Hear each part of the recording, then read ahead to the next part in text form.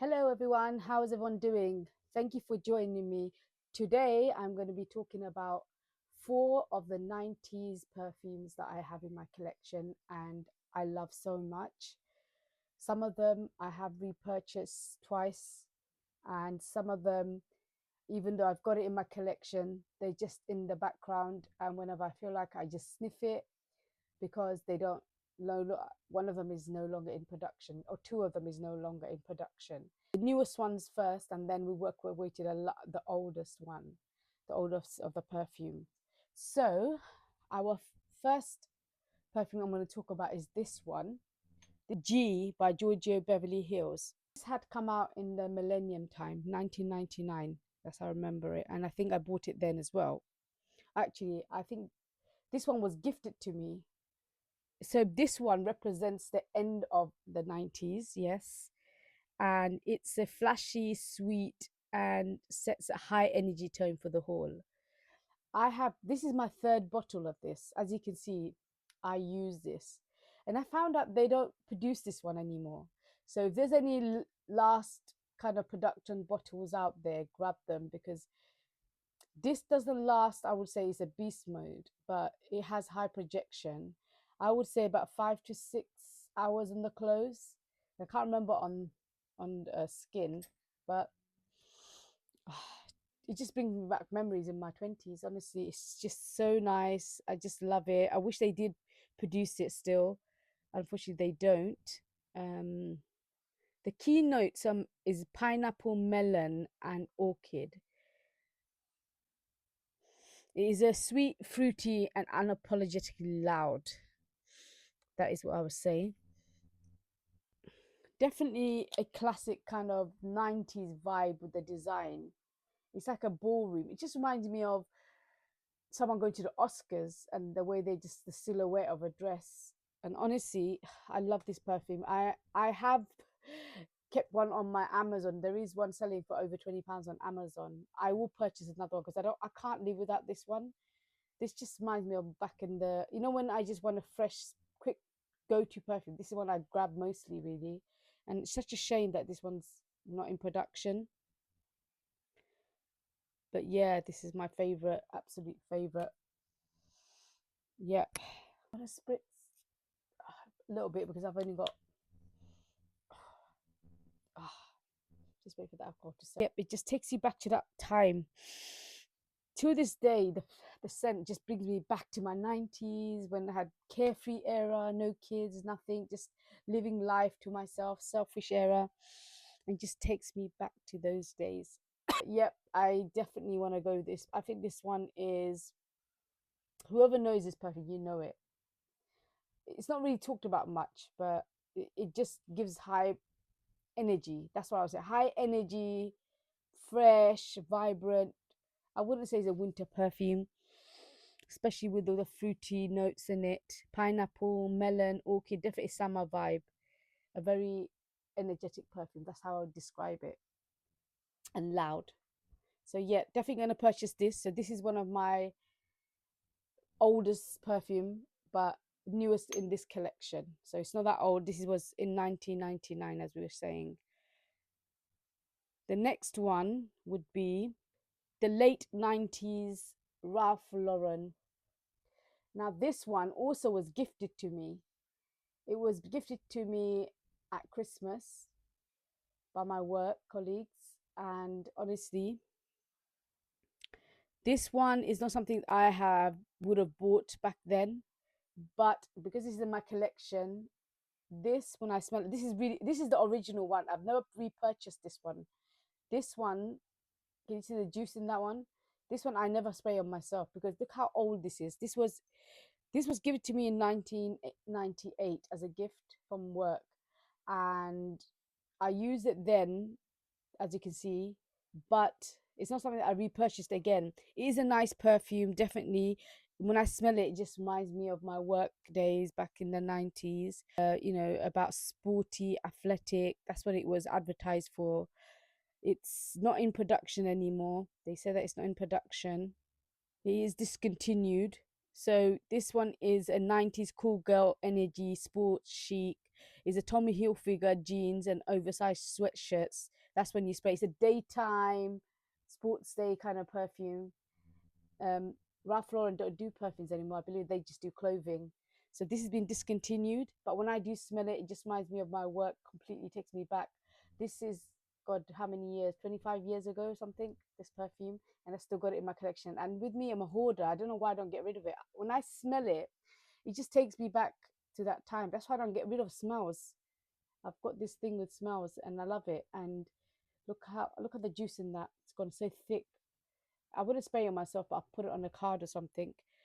But did I say there? It's got a melon in this, mint and water lily. So I'm gonna use this on my post-it note and smell it because I don't want to put it on my skin. It's that old. Wait for the alcohol. Smells still the same. Yeah, it smells classy. It definitely is a classy, chic perfume. If you can find a full bottle, I mean, it's a nice perfume. I can't remember the longevity of this, unfortunately, because it's such an old perfume. It's one of my collections. As you can see, it's frosted. It's designed frosted, very sleek. It's not a perfume anyone's gonna regret. It's universal. It's definitely understated, but it's not a perfume that I'd go to. Remember to go to on it. In fact, it's definitely a daytime perfume, not an evening perfume. A definitely spring summer perfume. Work day when it's spring summer, wearing your t-shirt, going out to the park, going to a sports spot, like yeah, it's just the all-rounder. And as you can see, I did use a lot of it back then. I haven't reached out to it in over the years. So yeah, that's one of my 90s. The next one I would say is Aqua Giorgio Armani Acqua di Gio for women, which is this one. Now this one, oh my God. I used to love this bottle. And I say why I used to love it. I bought this when I was working at the perfume counter, and I used to sell a lot of these during Christmas. This was one of the best sellers during the 90s, honestly. This just reminds me back on the perfume counter, and it's definitely an oriental smell. It says that it's a like a Mediterranean vacant in a bottle, frosted bottle. I mean, to me, it's just so oriental. Unfortunately, I lost the sprayer, and over the years, lost the sprayer. Over the years, I've never really reached out to it. But whenever I used to wear it, I did used to wear it quite a lot, and then just don't reach out to it. I still kept it because, again, it reminds me of my younger days. Acqua di Gio. I remember I used to always offer these to people, and it's just a fresh, fun perfume, daytime, just summer. It's just a nice perfume. You can't go wrong with it, really. It's nice to have in your collection. But I don't reach out to these kind of perfumes anymore. I think I've gone off this lemony kind of perfume. To me, it's like a lemony smell, really. But yeah, I used to love this back in the 90s. But this is still in production, guys. So this is not discontinued. You could still purchase these. But these are classics that people have kind of forgotten about. But these are good collections to have because they're just universal. They're not offensive. They just there. You can wear these every day, you know.